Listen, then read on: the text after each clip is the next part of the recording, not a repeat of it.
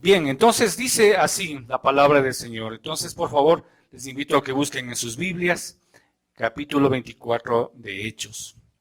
Defensa de Pablo ante Félix. 5 días después, descendió el sumo sacerdote Ananías con algunos de los ancianos y un cierto orador llamado Tértulo, y comparecieron ante el gobernador contra Pablo, y cuando éste fue llamado, Tértulo comenzó a acusarle diciendo: como debido a ti gozamos de gran paz y muchas cosas son bien gobernadas en el pueblo por tu prudencia, oh excelentísimo Félix, lo recibimos en todo tiempo y en todo lugar con gratitud, con toda gratitud. Pero no por molestarte más largamente te ruego que nos oigas brevemente conforme a tu equidad, porque hemos hallado a este hombre, es un plaga y promotor de sediciones entre los judíos por todo el mundo y cabecilla de la secta de los nazarenos. Intentó también profanar el templo y prendiéndole, quisimos juzgarle conforme a nuestra ley. Pero intervino el tribuno Licias, con gran violencia le quitó de nuestras manos, mandando a sus acusadores que viniesen a ti. Tú mismo, pues al juzgarle podrás informarte de todas estas cosas de que le acusamos. Los judíos también confirmaban diciendo ser así todo. Habiéndole hecho señal el gobernador a Pablo para que hablase, éste respondió: porque sé que desde hace muchos años eres juez de esta nación, con buen ánimo haré mi defensa. Como tú puedes cerciorarte, no hace más de 12 días que subí a adorar a Jerusalén, y no me hallaron disputando con ninguno, ni amotinando a la multitud, ni en el templo, ni en las sinagogas, ni en la ciudad. Ni te pueden probar las cosas que ahora me acusan. Pero esto te confieso, que según el camino que ellos llaman herejía, así sirvo al Dios de mis padres, creyendo todas las cosas que en la ley y en los profetas están escritas, teniendo esperanza en Dios, la cual ellos también abrigan, de que ha de haber resurrección de los muertos, así que justos como de injustos. Y por esto procuro tener siempre con una conciencia sin ofensa ante Dios y ante los hombres. Pero pasando algunos años, vine a hacer limosnas a mi nación y presentar ofrendas. Estaba en ello cuando uno de los judíos de Asia me hallaron purificado en el templo, no con multitud ni con alboroto. Ellos deberían comparecerse ante ti a acusarme. Y si contra mí tienen algo, o digan estos mismos si hallaron en mí cosa alguna, cosa mal hecha, cuando comparecí ante el concilio. A no ser que estando entre ellos prorrumpí en voz alta, acerca de la resurrección de los muertos, soy juzgado hoy por vosotros. Entonces Félix, oídas estas cosas, estando bien informado en el camino, les aplazó diciendo: cuando descendiere el tribuno Licias, acabaré de conocer de vuestro asunto. Y mandó al centurión que se custodiase a Pablo, pero que se le concediese alguna libertad y que no le impidiese a ninguno de los suyos servirle o venir a él. Algunos días después, viniendo Félix con Drusila, su mujer, que era judía, llamó a Pablo y oyó acerca de la fe en Jesucristo. Pero al disertar Pablo acerca de la justicia del dominio propio y del juicio venidero, Félix se espantó y dijo: ahora vete, pero cuando tenga oportunidad te llamaré. Esperaba también en esto que Pablo le diera dinero para que lo soltare, por lo cual muchas veces lo hacía venir y hablaba con él. Pero al cabo de 2 años recibió Félix por sucedor a Porcio Festo, y queriendo Félix congraciarse con los judíos, dejó preso a Pablo. Vamos a orar. Mi Señor, cuando tú nos indicas en tu palabra que los siervos tuyos han sufrido acusaciones falsas, que quien a ti comparece, que quien a ti descansa y confía, son, Señor, acusados por aquellos que no tienen la esperanza viva que eres tú, mi Señor. Confiamos, Señor, que tú haces y mueves las manos y los caminos para que tu justicia sea vuelta, Señor, y sea presentada ante el mundo, porque tú eres el único justo y santo. Es la justicia de los hombres, no obra justicia tuya, Señor, sino tú eres el Dios y el dador de justicia. Gracias por este tiempo y, Señor, bendice la esperanza y la exposición de la palabra por nuestro pastor invitado Raúl Fonte. Gracias en el nombre de Jesús. Amén. Quisiera presentar al pastor invitado esta mañana. Vente acá, Raúl. Vente acá. ¿Se acuerdan de Benitín y Eneas? Los de mi generación me refiero. Había una serie cómica, Benitín y Eneas, más o menos, ¿no? Aquí está Benitín y aquí está Eneas. Gracias, Raúl. No, esa no es la presentación. Ahora sí van las cosas serias. Y perdonen que voy a usar el celular, que no debería ser una iglesia, pero no tenía esto impreso. El nombre del pastor es Raúl Fante y está casado con nuestra querida hermana Camila Martini. Está ahí, Camilita está esperando el primer hijo también. Ya saben de dónde viene este apellido Martini, ¿no? Bueno, no les digo, averigüen. Bueno, Raúl estudió en Palabra de Vida, en el Instituto de Argentina, durante 5 años, del 2013 al 2017, y terminó sus estudios teológicos ahí. En el 18 tuvo oportunidad de realizar cursos de ministerios y misiones transculturales en Paraguay, Chile y Brasil. Durante su tiempo en Argentina se congregó y sirvió en la iglesia Parque Leloir, me imagino que se pronuncia así, tiene un apellido francés, parte del Ministerio Fundación de Iglesias, levantado por el Centro de Capacitación Pastoral San Justo, en el cual colaboraba en la predicación y discipulado, visitación, ministerio con personas sordas, está bueno para mí, y consejería para los hermanos. Cuando terminó los estudios regresó al Ecuador y comenzó estudios académicos acá. Y entró a estudiar medicina en la Universidad Católica y a servir en la Iglesia Bíblica Misionera Quitumbe. En esa iglesia tuvo las funciones de pastor de jóvenes y de predicador en la enseñanza de los cultos dominicales. En el 20 se casó con Camilita y tomaron la decisión de juntos congregarse en la Iglesia Bautista Betania de la Prensa, a pocas cuadras de acá.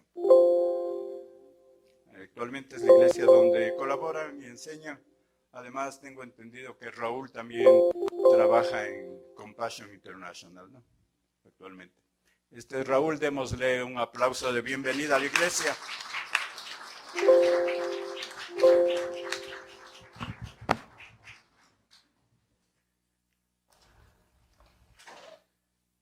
Bueno, ¿cómo están? Bien, bendecidos, animados, después de haber participado de la cena. Qué alegría y qué gozo trae a nuestros corazones recordar la muerte de Cristo, ¿verdad? Y cada vez que también nosotros caemos, fallamos, qué bueno es traer a memoria lo fiel que Él fue para perdonarnos, ¿no es cierto? Bueno, ustedes han estado estudiando el libro de Hechos y seguimos estudiando el libro de Hechos. Sí, estamos ahora en el capítulo 24 y así como han hecho sus ancianos en esta iglesia, nosotros también creemos junto con mi esposa que la predicación, cuando se la va haciendo de versículo por versículo, es la mejor, porque ahí uno va entendiendo la historia, uno va entendiendo lo que pasa en ese momento, sin dejar de lado también la parte espiritual, ¿no es cierto? Porque por ahí podríamos caer en lo que vivían estos religiosos de aquel entonces, del tiempo del Señor Jesucristo, nada más conocer la ley y conocerla muy bien y conocerla perfectamente, pero sin que esa ley se haga realidad en nuestros corazones. Así que mientras vamos más bien entendiendo y botando datos y hablando sobre la historia, que no se pierda la idea de que estamos en un servicio espiritual, ¿no es cierto? Y es más, como ya hemos escuchado en alguna prédica, seremos levantados en cuerpos espirituales, así que esa verdad no tenemos que dejarla de lado, ¿verdad? Como ya se ha leído el texto, nosotros ya estamos familiarizados con lo que se ha dicho. Y en esta mañana, si ustedes quieren dividir de alguna forma este capítulo que tenemos por exponer, podríamos dividirlo en 3, ¿ya? Si tú quieres poner ahí en tu Biblia, a partir del versículo 1 al versículo 9, como se hacía en aquel entonces, incluso en nuestros tiempos, vamos a tener 3 fases de enjuiciamiento. La primera fase, que es que sería el enjuiciamiento propiamente dicho, que sería los que están acusando a Pablo, presentando todas sus acusaciones y todas las pruebas que supuestamente ellos tienen, para que después pueda haber una defensa y después haya un veredicto, ¿no es cierto? Entonces, del versículo 1 al versículo 9 podemos encontrar el enjuiciamiento. Del versículo 10, nada más para que tengamos un orden en nuestras cabezas de lo que vamos a ir siguiendo, del versículo 10 al versículo 21 encontramos la defensa de Pablo, que es donde vamos a centrarnos más nuestra atención en esta mañana. Y a partir del versículo 22 hasta el 27 encontramos el veredicto o un pseudo veredicto, porque como ya hemos leído, sabemos que lo que hizo más bien Félix es aplazar el juicio y no se dijo nada con respecto a lo que iba a pasar con Pablo, únicamente se quedó allí en la cárcel. Conforme vayamos avanzando en los versículos, vamos a ir presentando a estos nuevos personajes que aparecen en la historia. ¿Quién fue Félix? ¿Quién fue Drusila? Ya conocemos un poco de quién era Ananías y quién eran los del concilio. Pero vamos a ir siguiendo en orden. Así que, como ya dijimos en el inicio, vamos a entrarnos en esta primera fase que sería el enjuiciamiento. Recordando un poco de la historia, nosotros sabemos que Pablo había descendido a esta ciudad de Jerusalén para presentar una ofrenda que él había recogido de otras iglesias en sus viajes misioneros, para presentarla a las iglesias de Jerusalén que estaban en extrema pobreza. Como ya lo hemos conocido y sabemos, es el objetivo principal, o uno de los objetivos principales por los que Pablo vino a Jerusalén. También en ese preciso momento estaba una fiesta, que también ya se habló, la fiesta de Pentecostés, que también venían muchos judíos, una de las principales fiestas que celebraban los judíos, donde se juntaban millones y millones de personas, o miles y miles de judíos, como el centro de Jerusalén, para presentar allí su ofrenda delante de Dios. En esta misma fiesta nosotros podemos saber, ¿no es cierto?, que fue la misma que Pedro, al momento de predicar en Hechos capítulo 3, hizo su exposición. ¿Y cuántos se convirtieron?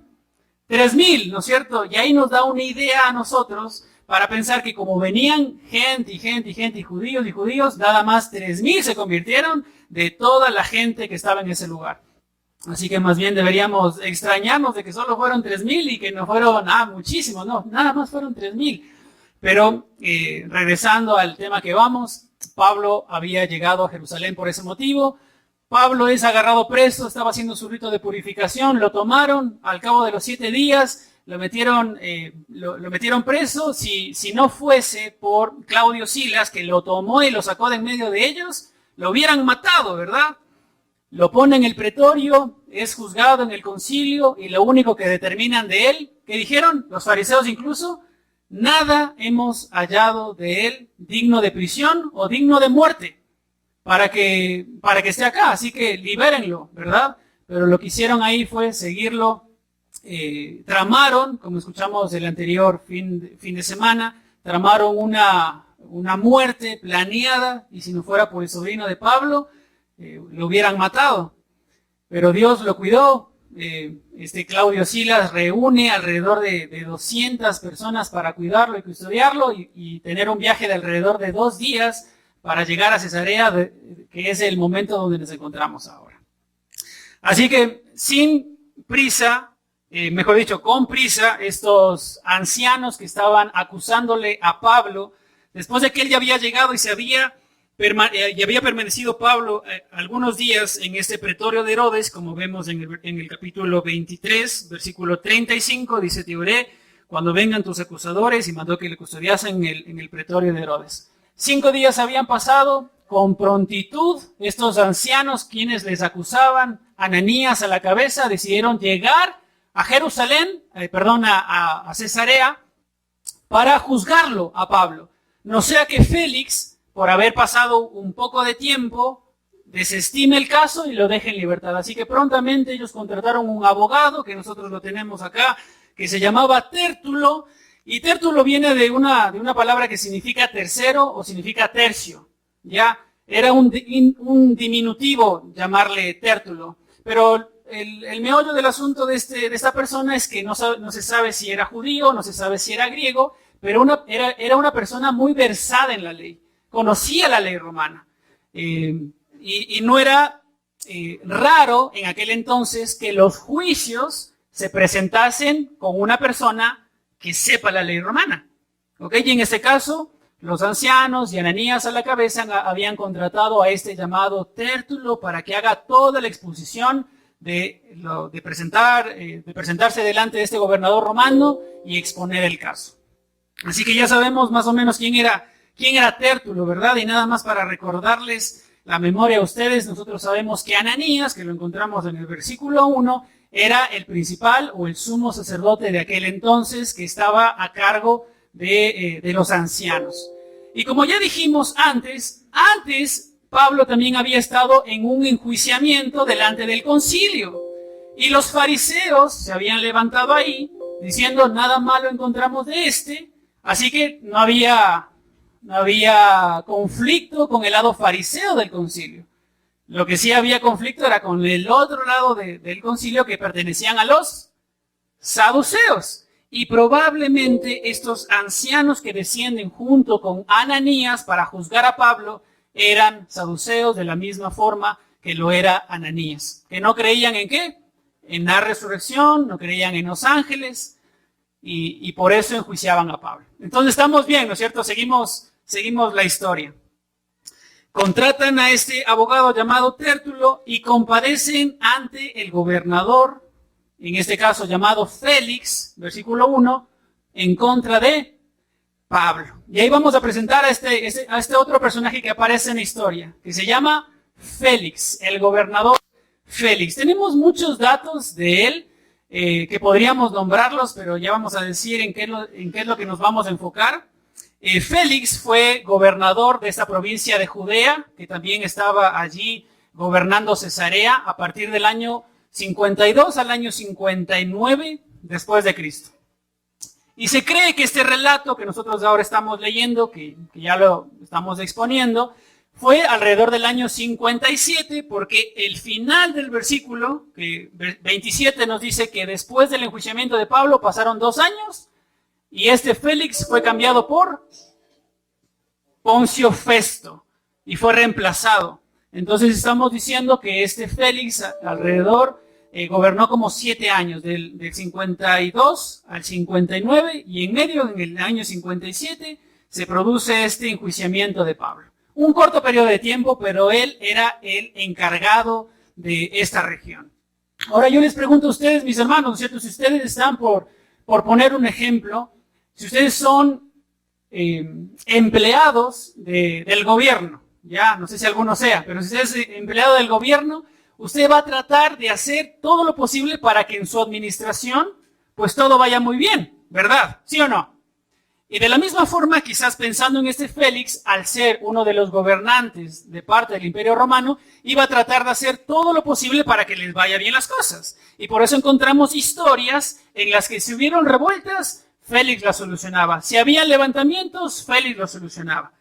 Como cualquier otra persona en medio del gobierno, que uno diría, está bien, ¿no es cierto? Está cumpliendo su trabajo. Sin embargo, Félix, en la historia que nos cuentan varios narradores o varios historiadores, nos cuentan de Félix no solamente las cosas que hacía, sino la manera en las que él las hacía.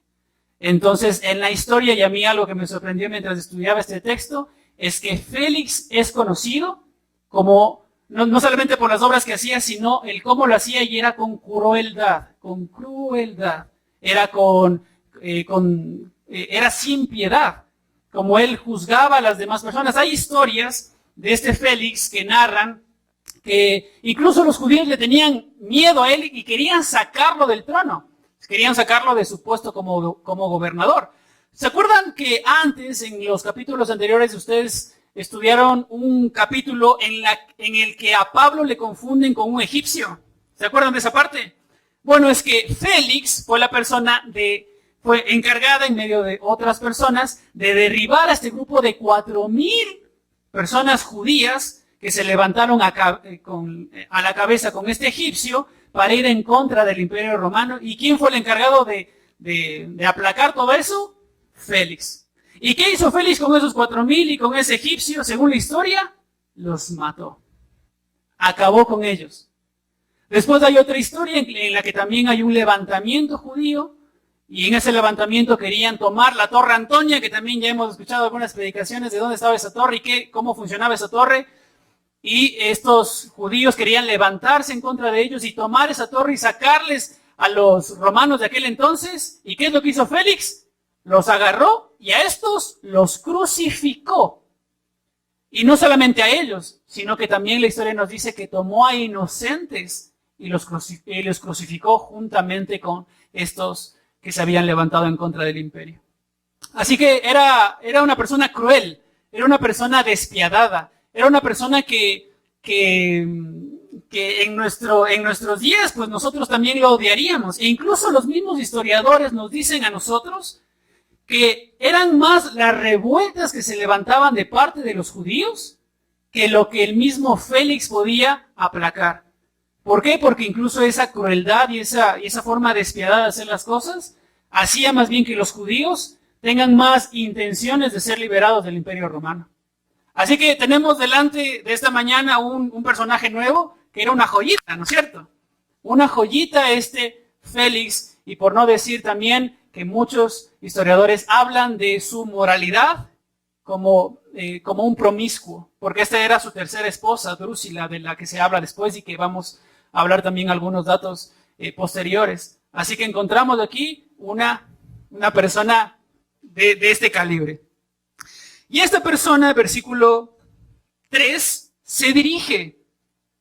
versículo 2, se dirige este Tértulo y le dice, Tértulo comenzó a acusarle diciendo, como debido a ti gozamos de gran paz y muchas cosas son bien gobernadas en el pueblo por tu prudencia.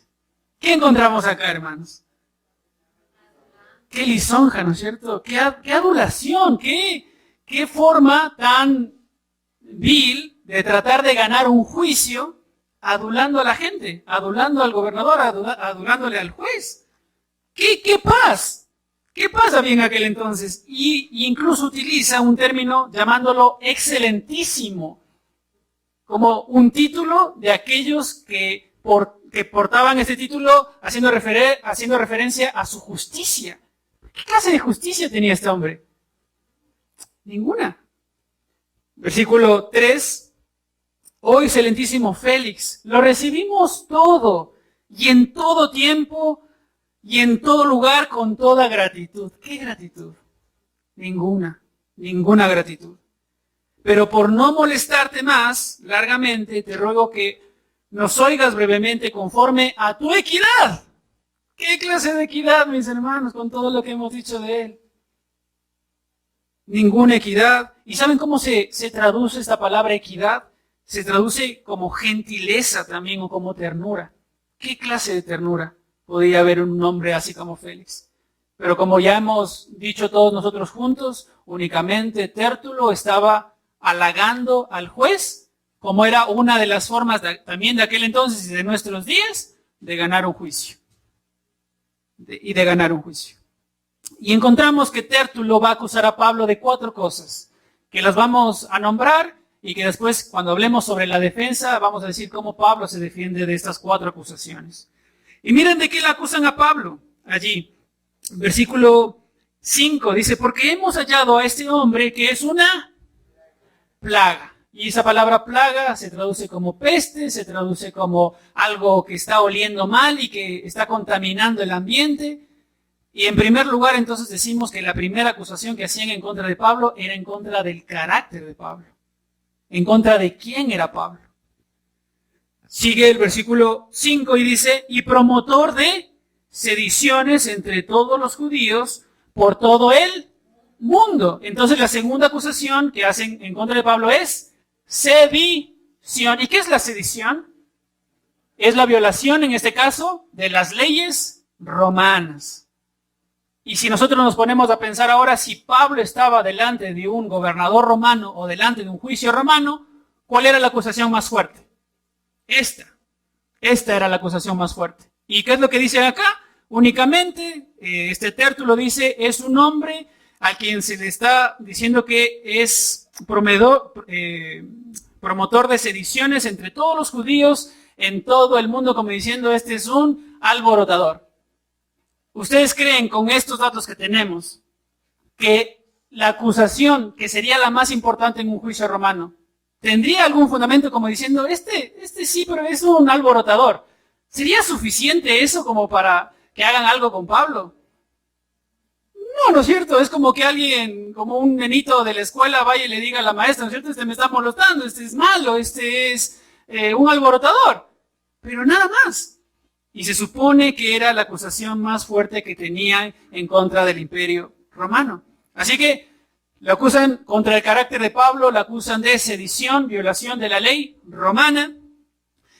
Sigue, dice, y cabecilla de la secta de los nazarenos. Le estaban acusando una tercera cosa que es sectarismo. Sectarismo. ¿Y qué es el sectarismo? La violación, en este caso, de la ley judía. De la ley judía. Entonces lo que estaban haciendo ahí es, estos no pertenecen a los judíos, estos están siendo levantados como otro grupo fuera del judaísmo. Y si ustedes recordamos en nuestra memoria, nosotros sabemos que en aquel entonces el Imperio Romano tenía religión. No es cierto específicamente, no tenía ninguna religión, pero permitían otras religiones. Permitían a los griegos tener sus templos, tener sus dioses y tener ahí sus rituales, ¿verdad? De la misma forma que permitían también a los judíos, aunque el pueblo romano no tenía como religión el judaísmo, pero permitían a los judíos que tengan sus concilios, que tengan sus reuniones, que tengan sus leyes, que tengan todos estos chinches, ¿no es cierto? Así que lo permitían. ¿Y qué es lo que están diciendo acá? ¿O cuál es la acusación? Aunque el Imperio Romano permite que estemos acá como judíos y aunque no nos tiene nosotros como una religión oficial, nosotros estamos bajo el Imperio Romano. Pero este Pablo está tratando de hacer algo nuevo o crear una nueva escuela, un nuevo grupo de personas que no está bajo el Imperio Romano, que no está regulado por las leyes. Así que, ojo Félix con lo que está haciendo Pablo. Ya vamos a ver cómo él se defiende. Y en tercer lugar, versículo 6, intentó también profanar el templo y prendiéndole quisimos juzgarle conforme a nuestra ley. La cuarta cosa que le están acusando a Pablo es de sacrilegio. ¿Sí? ¿Y qué es el sacrilegio? La violación de la ley de Dios. ¿No es cierto? Sacrilegio. Están haciendo algo utilizando en este caso el templo que fue dedicado al Señor o que fue dedicado a Dios de una forma indigna. ¿Ok? Así que ¿cuáles eran esas cuatro acusaciones? A ver, ¿cómo era? Contra el carácter de Pablo, de sedición, que es la violación de la ley romana, de sectarismo, que es la violación a la ley judía, y de sacrilegio, que es la violación a la ley de Dios. Así que de estas cuatro acusaciones, incluso versículo 7, miren que con prepotencia, incluso hablan de un gobernador, que en este caso era Claudio Silas, que fue el que tomó a Pablo de medio de ellos y no lo mataban, como diciéndole, haciendo una queja en contra de este Claudio Silas y diciendo, ¿por qué se metió Claudio Silas? Pero si nosotros bajo el Imperio Romano tenemos la autoridad y tenemos el permiso de establecer nuestras leyes, de tener nuestros concilios y establecer nuestra justicia, y queríamos hacer eso con Pablo, ¿por qué Claudio Silas lo sacó de nuestras manos? Y por eso el versículo 7 le dice, pero interviniendo el tribuno Lisias, y con gran violencia le quitó de nuestras manos, mandando a sus acusadores que vinieran a ti. Tú mismo puedes juzgarle, al juzgarle podrías informarte de todas esas cosas de que le acusamos. Los judíos también, ¿quiénes eran estos judíos? En el versículo 9, eran todos los ancianos, incluso ahí metido Ananías, que era el sumo sacerdote, que decían, que confirmaban que eran así todas las cosas. Así que se presentó ya en primer lugar, mis hermanos, el enjuiciamiento. ¿Y qué les parece hasta ahora?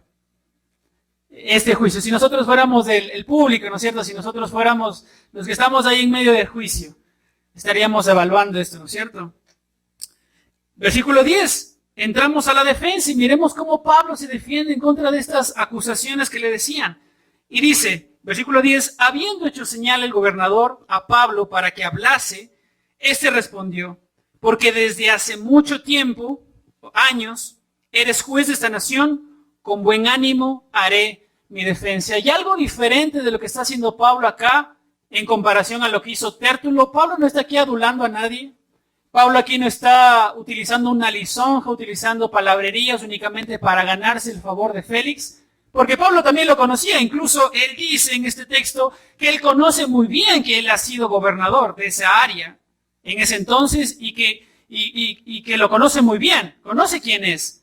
Entonces no está utilizando ninguna palabrería, no está tratando de ganar el juicio con adulaciones de ninguna forma. Simplemente lo que está haciendo Pablo es mostrar una realidad que el mundo la conocía. Tú eres gobernador. Desde hace muchos años. ¿Cuántos años? En aquel entonces, 5 años. Eres gobernador. Y como eres gobernador y como conoces tú las cosas que han estado pasando en medio del pueblo judío, en medio de Jerusalén, en medio de Cesarea, entonces tú sabes cómo se maneja el pueblo judío. Tú sabes cómo se manejan las fiestas de los judíos. Tú sabes cómo se maneja la ley de los judíos. Y conforme a eso que tú ya conoces, Félix, haré prontamente mi defensa. Con buen ánimo mi defensa. Entonces Pablo da por sentado que Félix, al estar inmiscuido también como un gobernador del Imperio Romano, conocía de los judíos. E incluso noten que el versículo 22 dice que Félix, versículo 22 dice, entonces Félix oirás de estas cosas, estando bien informado de este camino. Entonces incluso este versículo nos dice a nosotros que Félix sabía, Félix conocía lo que estaba sucediendo en aquel entonces con el pueblo judío. Así que no era nada nuevo. Y miren, regresando al versículo 11, Pablo comienza a defenderse de estas acusaciones. Que ya ustedes las saben, ¿no es cierto? No las vamos a repetir, ustedes ya saben las acusaciones. Nada más vamos a decir acá que la acusación que le hacen a Pablo en contra de su carácter la vamos a meter en la vamos a dejar un poquito de lado y ya vamos a regresar a ella y únicamente vamos a ver cómo Pablo se defiende en contra de la sedición, en contra del sectarismo, en contra de haber profanado la ley de Dios. Y en medio de esto vamos a ver cómo Pablo se defiende validando quién es él y validando su carácter. ¿Ya? No hay un versículo específico que nos diga, sí, Pablo era así. Aunque lo vamos a ir notando en algunas pistas que nos dan acá de cómo era el carácter de Pablo. Y miren lo que dice, Pablo comienza a defenderse, versículo 11 dice, como tú pues puedes cerciorarte, no hace más de 12 días que subí a adorar en Jerusalén. Ahora, presten atención, mis hermanos, ¿cierto? Nosotros ya hemos venido hablando de la historia y en primer lugar, como ya dijimos, Félix sabía de las fiestas que hacían los judíos. Y Pablo había venido, como dijimos en la introducción, a celebrar una fiesta. ¿Cuál fiesta era? La fiesta de Pentecostés, ¿no es cierto? Él estaba allí e incluso él decidió hacer una purificación después de haber pasado por en medio del concilio de ellos con Jacob y todo, que le dijeron a él sería bueno que hagas un rito de purificación de 7 días. Entonces él va y baja con esta intención. Y Félix sabía que hace 12 días pues comenzó la fiesta de Pentecostés. Porque si, imagínense nosotros, mis hermanos, si lo ponemos en nuestro contexto hoy, ¿no es cierto? ¿Qué se celebra el 10 de agosto? El primer rito de independencia, ¿no es cierto? De la misma forma, imagínense ya haber vivido 5 años, o los que han vivido quizás fuera del país, algunos años, ya sabes que se celebra, ¿no es cierto?, en tales o cuales fechas especiales. ¿Sí o no? Félix, en ese caso, había pasado ya 5 años que conocía sería al pueblo judío. Y conocía las fiestas, y lo que comienza a hacer Pablo es, hace 12 días, comenzó Pentecostés. Y no puede ser que hace 12 días, antes de eso, yo ya estaba aquí, y tú puedes cerciorarte de esto. Es más, mis hermanos, hagamos cuentas. El versículo 1 comenzó diciendo nada más nuestras cuentas, porque también hay otras personas que han hecho otras cuentas, que las vamos a nombrar ahí, pero vamos a ver que el meollo del asunto es que no tuvo tiempo Pablo de haber levantado a nadie. Noten que el versículo 1 del capítulo 24 dice que ¿cuántos días estuvo Pablo antes de ser juzgado? 5 días. Desde Jerusalén hasta Cesarea estamos hablando de un viaje de 100 kilómetros, que en aquel entonces un viaje que sería un día de camino a pie, equivalía a 300 kilómetros, a 30 kilómetros. Entonces estamos hablando que si hubiese sido a pie, estamos hablando de 3 días aproximadamente, un poco más, por la distancia que había. Nosotros sabemos que por el capítulo anterior que no fueron a pie, fueron en caballo, fueron en carros, porque el mismo Claudio Silas se los mandó a ellos, entonces probablemente habrá sido un día y algo. Pongámosle 2 días. Sumados a los 5 días, ¿cuántos quedan? ¿Cuántos son? 7 días. Pablo había estado purificándose en el templo cuando lo tomaron y lo metieron preso. ¿Alrededor de cuántos días? 2 días, mínimo 2 días, ya tenemos 9 días. En 3 días, ¿qué personas hubiera levantado Pablo? Ninguna. Ni como para hacer una reunión, un manantial, ¿no es cierto? Un jueves, ¿no es cierto? O un viernes, ni para tener ahí un grupo pequeño y decir, bueno, nos vamos a juntar y vamos a irnos en contra del Imperio Romano. ¿Verdad? Incluso otras personas estudiosas nos van dando por días de que el viernes hizo esto, el sábado hizo esto, la semana hizo esto, una semana de 7 días en purificación, y nos dicen que en el 12º día que se encontraban ahí, en el juzgamiento, Pablo estaba con ellos y todo el tiempo con ellos. Así que Pablo se defiende diciéndole una vez más a Félix, y tú puedes cerciorarte de todas estas cosas. Así que ese argumento, se supone que el máximo argumento que ellos tenían en contra de Pablo, se esfumó. Porque Félix podía ver estas cosas y comprobar que eran verdad. Y quizás en este momento nosotros podríamos decir, bueno, Félix, lo que hubieras podido hacer acá es listo, chao. Y se acabó el juicio. ¿Por qué razón? Porque ustedes ya lo juzgaron antes. Y en ese enjuiciamiento que le hicieron ante el concilio, ustedes nada más lo hallaron. Incluso he recibido la carta de Claudio Lisias diciendo que nada malo ni para estar en la cárcel ni para matarlo encontramos. Y hubiera terminado ahí el enjuiciamiento, pero Pablo sigue en su defensa y se defiende ahora en contra del sectarismo y dice, y no me hallaron a mí ni disputando con ninguno, ni amotinando a la multitud, ni en el templo, ni en las sinagogas, ni en la ciudad. Ni te pueden probar las cosas que ahora me acusan. Pero esto te confieso, que según el camino que ellos llaman herejía, así sirvo al Dios de mis padres. ¿Y cómo sirvo al Dios de mis padres? Creyendo todas las cosas que en la ley y en los profetas están escritas. ¿Y cómo se defiende en contra del sectarismo? Le dice, ustedes están diciendo, le están afirmando al tribuno, a este gobernador, que nosotros estamos haciendo un nuevo levantamiento de gente diferente de la que el Imperio Romano no conoce y ni siquiera lo tiene aprobado.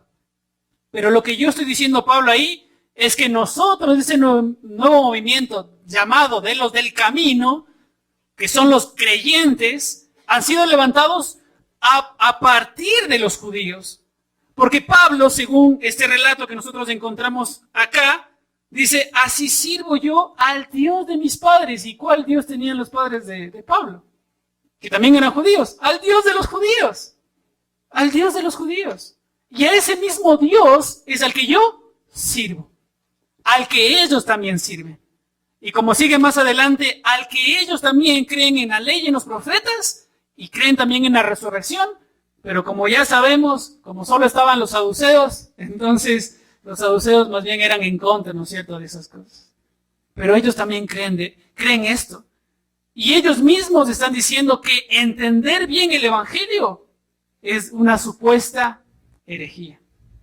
Pero yo sirvo al Dios de mis padres, al Dios de los judíos. ¿Y cómo lo sirvo? Creyendo todas las cosas que en la ley y en los profetas están escritas. ¿Qué más? Versículo 15. Teniendo la esperanza en Dios, la cual ellos también abrigan, de que ha de haber el meollo de todos los asuntos que hasta ahora hemos visto del libro de Hechos, ¿no es cierto? Y la razón por la que echaban a Pablo a la cárcel o no querían escucharlo. ¿Y cuál razón es? La resurrección de los muertos. Que ha de haber resurrección de muertos, así de justos como de injustos. Y ya hemos escuchado, hermanos, mucho acerca de la resurrección. Hemos escuchado que es parte esencial de nuestra predicación cristiana. ¿No es cierto? Es parte esencial de nuestro credo cristiano, la resurrección de Cristo. Si nosotros no creemos en la resurrección, ya lo dijimos varias veces, vana sería nuestra fe. ¿No es cierto? Quizás añadiendo a todo esto que ya hemos escuchado sobre la resurrección, me gustaría hablar un poco sobre cuándo va a pasar esta resurrección. Y les pregunto a ustedes, hermanos, ¿cuándo nosotros seremos resucitados para estar con Cristo? No nos vamos a meter a líneas escatológicas y a tantos tiempos y cuál será el momento. Lo que sí nosotros debemos tener en nuestra cabeza, hermanos, es que como dice acá Pablo, tanto justos como injustos van a resucitar. Y van a resucitar en un cuerpo espiritual eternamente diseñado o para bien estar en el cielo, o un cuerpo diseñado eternamente para estar en el infierno, para la condenación perpetua, como lo dice Daniel. Y quizás nosotros, hermanos, cuando seamos resucitados, lo vamos a hacer delante del juicio de Dios. Porque independientemente de cuándo se presenten estos asuntos, nosotros vamos a resucitar cuando estemos cara a cara delante de Dios, en el juicio de Dios. Y quizás para nosotros como creyentes, el juicio que tengamos delante de Dios no va a ser un juicio de condenación, como ya lo sabemos. Un juicio para decir, bueno, se le abrieron todos los libros y ellos van a ser lanzados al lago de fuego porque nunca creyeron. Ese juicio no va a ser para nosotros. Pero 2 Corintios, capítulo 5 nos dice, porque es necesario que todos vosotros compadezcáis ante el tribunal de Cristo.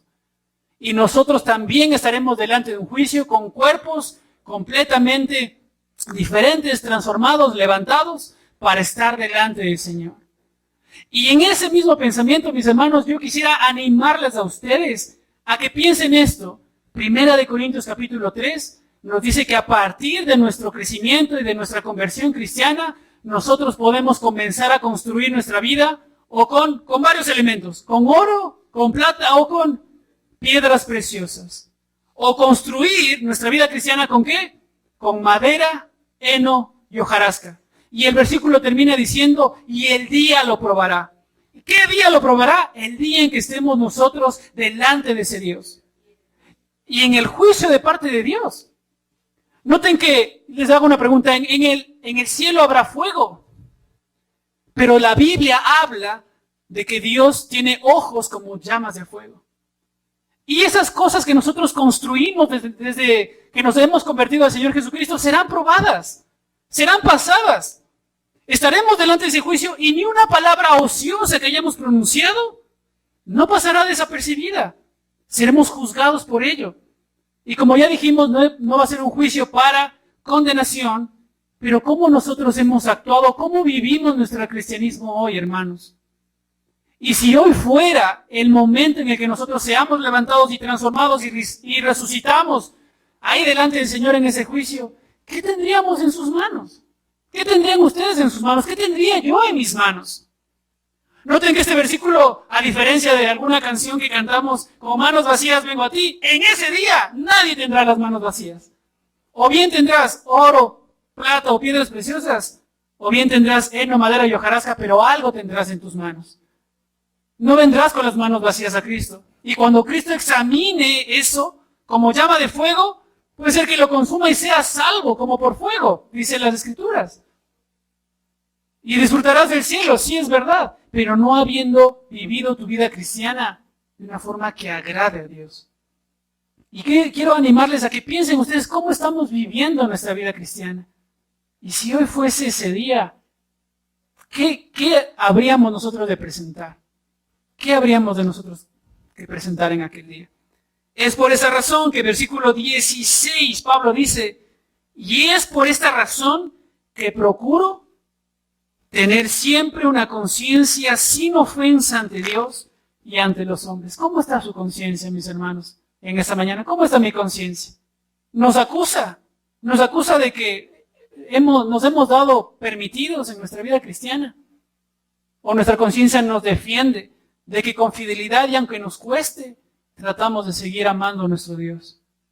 ¿Nos acusa o nos defiende nuestra conciencia? Y Pablo, teniendo ese pensamiento, dice, yo procuro siempre tener una buena conciencia delante de Dios y delante de los hombres. Y se defiende, en tercer lugar, aquí vemos cómo Pablo se defiende en contra de su carácter. Y no está diciendo, es que yo soy así, ¿no? Es que tiene la gente que conocerme y que yo hago esto, yo predico cosas de él. Simplemente está diciendo que delante de ese Dios que creyeron sus padres y todos los que le acusaban, podía decir en ese juicio que estaba bien delante de Dios. Y así defendió su carácter. Cuando le dijeron a él que era una plaga, una peste y todo. Yo sé que estoy bien con mi Dios.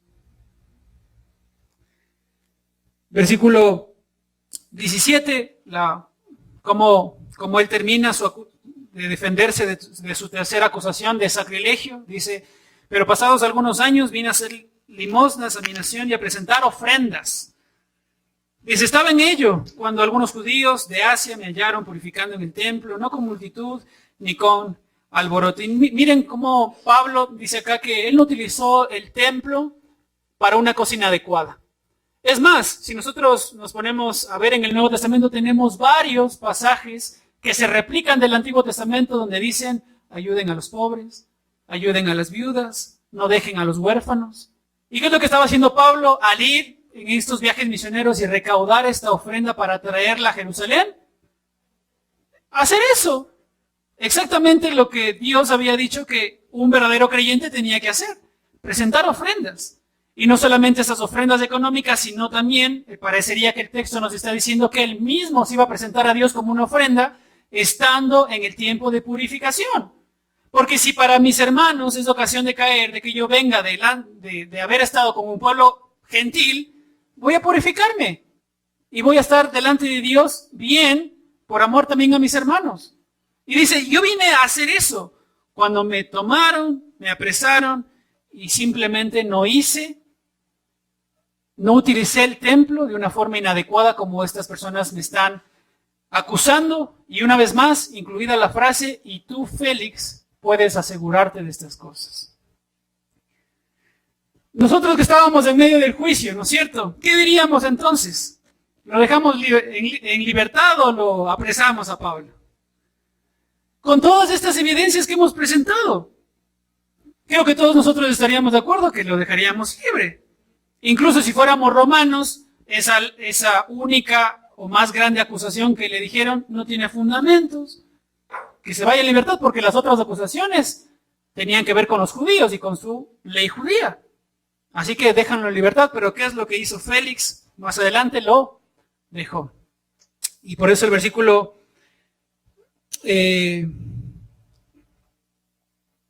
22 dice: entonces Félix, oídas estas cosas, estando bien informado de este camino, aplazó el juicio diciendo: cuando descendiere el tribuno Licias, acabaré de conocer de vuestro asunto. Noten que en versículos previos, Pablo dice en el versículo 19, dice: las personas que te acusan de que yo supuestamente profané el templo y fueron las personas que quisieron matarme en aquel entonces, esas personas son las que debieran estar aquí. Porque ¿se acuerdan lo que decía la ley judía en el Antiguo Testamento? Que no se debía aceptar acusación, sino con 2 o 3 testigos. ¿Dónde estaban estos testigos? No estaban. Y ellos tendrían que ser, o dice el versículo 20 Pablo, o estos, Ananías y los ancianos, deberían decir si en mí hallaron cosa mal hecha.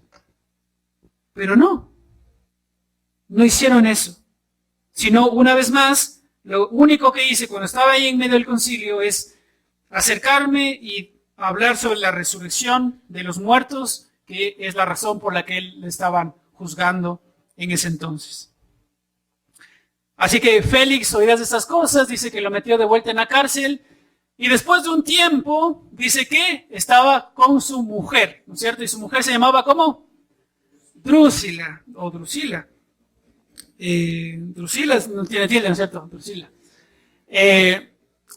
Ya dijimos que esta Drusila era la tercera esposa de Félix.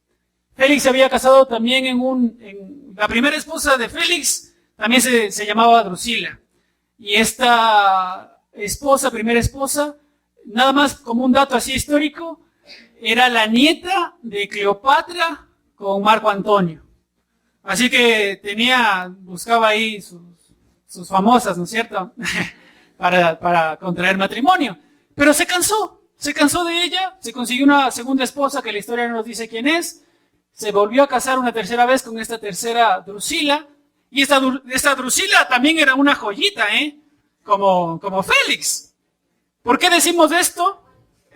Porque nos dice la historia, y algo que a mí me llamaba la atención, igual mientras estudiaba, es que no se dice nada positivo de Drusila.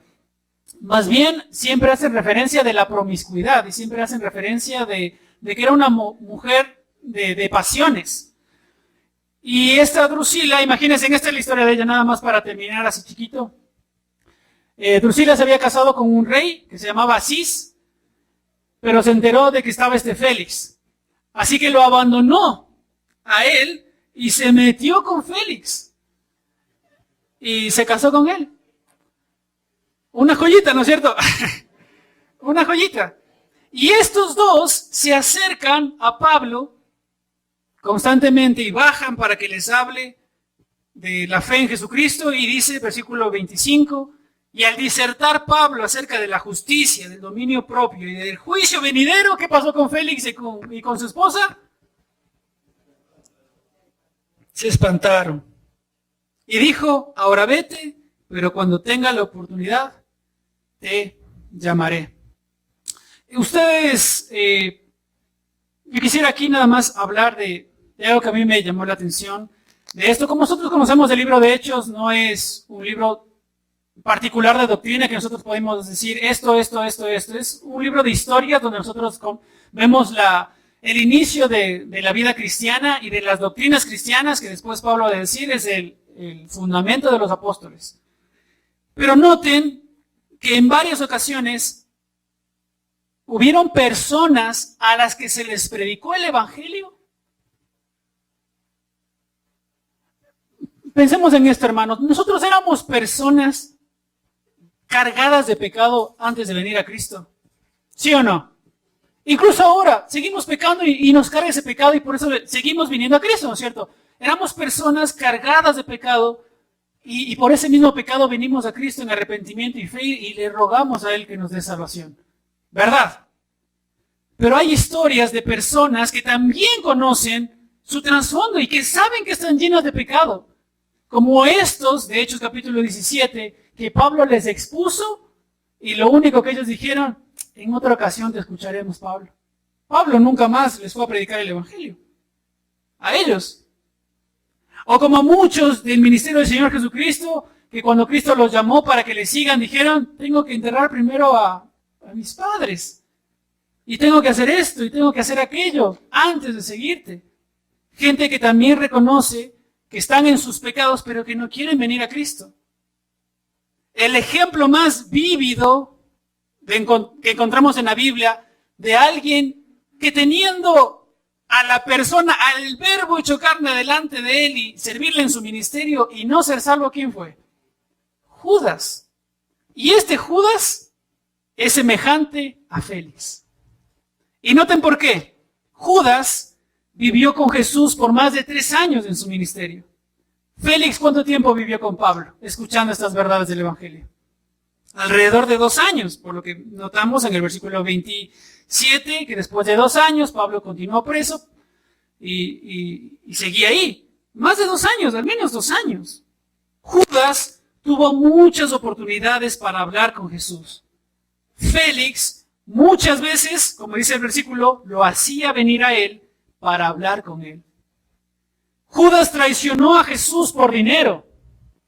Félix esperaba que Pablo le dé dinero para soltarlo. Judas traicionó a Jesús ante las autoridades judías. Y Félix, por temor a las autoridades, traicionó a Pablo al negarse a liberarlo a pesar de saber que era inocente. Igualitos. Igualitos. Y qué lamentable pensar que en la historia no se nos menciona que este Félix, después de haber escuchado por tantas ocasiones el Evangelio, haya venido a Cristo. Lamentable. Pero de la misma forma que nosotros como cristianos un día vamos a estar delante de nuestro Dios, compadeciendo delante de un juicio que no va a ser para condenación, sino un juicio para mirar y examinar nuestra vida cristiana, ellos sí se van a levantar un día en la resurrección de los muertos con cuerpos eternamente preparados para pasar toda una eternidad, pero ¿dónde? En el infierno. En el infierno. Y se van a abrir los libros y se van a mirar todas las cosas allí escritas y ellos pagarán por su pecado eternamente.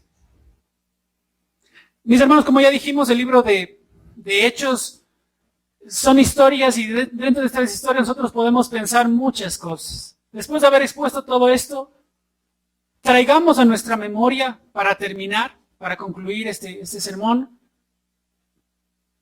en que si quizás nosotros nos parecemos a los ancianos, ¿no es cierto? Ananías, gente que conoce mucho de la Biblia, mucho de Dios, pero teniendo enfrente el Evangelio que Pablo decía, es el Dios de mis padres. Yo creo todas las cosas que en la ley y en los profetas están dichas. ¿Por qué estos no pueden mirarlo así? Quizás nosotros también podríamos convertirnos en aquellos ancianos que conozcamos muchas cosas de la ley, de Dios, pero sin ver la ley y la esencia de la ley que es Cristo.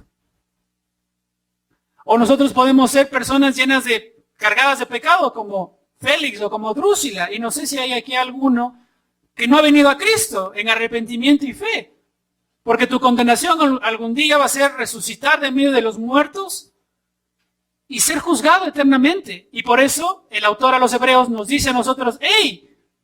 Examinen si están en la fe. Examinen si están en la fe. Y conozco a algunos de ustedes, no a la mayoría, y tampoco uno puede asegurar la salvación de nadie, ¿no es cierto? Es algo con el Señor. pero sí puedo decirles, mis hermanos, en nombre de Dios, examinen si en verdad están en la fe, si no un día se levantarán y no va a ser un juicio bueno, va a ser un juicio para condenación. Y miremos quizás también el ejemplo del apóstol Pablo, de que a tiempo y fuera de tiempo, como escribió incluso en su carta, predicaba el Evangelio, era consciente del juicio venidero. ¿Para condenación? No. Pero un juicio donde Dios le iba a tomar a él o le iba a pedir cuentas de toda su vida cristiana. Y pensemos nosotros en cómo estamos viviendo nuestra vida cristiana, hermanos. Oremos al Señor. Padre, queremos agradecerle en esta mañana por su palabra, queremos agradecerle por su amor, por sus palabras de vida eterna, Señor. Queremos salir de este lugar habiendo sido transformados con ella, habiendo sido exhortados, Dios, para amarle y para aborrecer, para tratar, Dios, de aborrecer de tal forma el pecado como tú lo haces, Señor. Ayúdanos en nuestras luchas, ayúdanos en nuestra fe, purifíquenos, Señor, y denos ánimo para continuar con nuestra vida cristiana, para amarle y mostrar al mundo, Señor, que le tememos y que esperamos, Señor, en usted eternamente y para siempre. Queremos dejar este tiempo en tus manos, oramos en nombre de Jesús. Amén.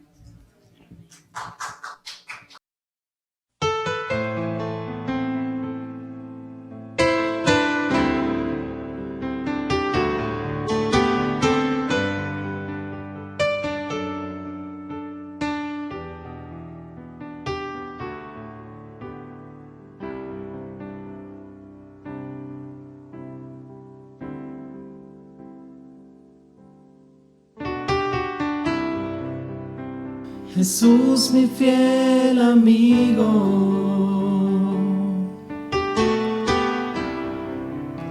mi dulce caminar,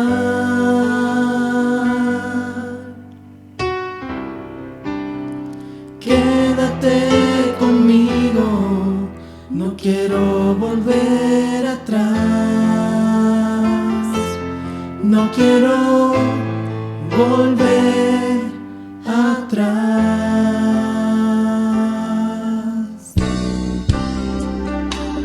Llévame allá donde sé que habrá paz, donde tengo que callar para escucharte hablar, donde todo es realidad y el tiempo no existe más.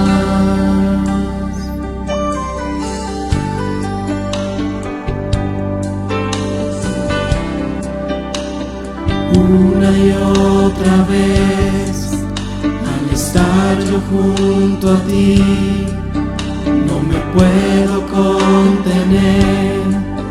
Cuando me miras así, ya no hay nada que decir, eres todo para mí.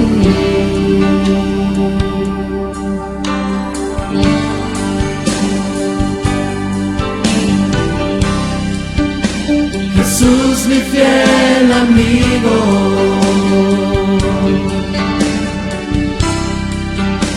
mi dulce caminar,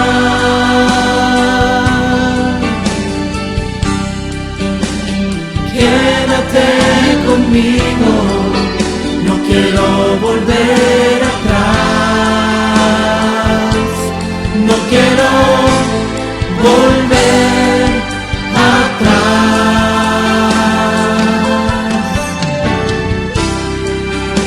Jesús, mi fiel amigo,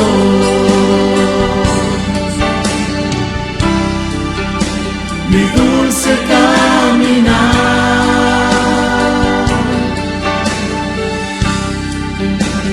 quédate conmigo, no quiero volver atrás, no quiero volver atrás, no quiero volver atrás. volver atrás.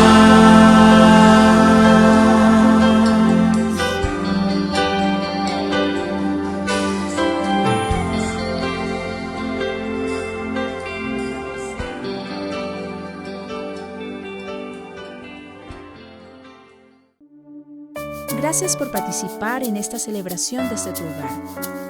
Damos gracias a Dios por la oportunidad de escuchar su palabra.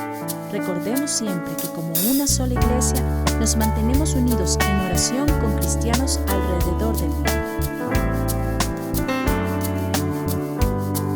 Nuestra actitud frente al mundo siempre será de constante alabanza y adoración a Jesucristo, con oraciones de súplica y agradecimiento.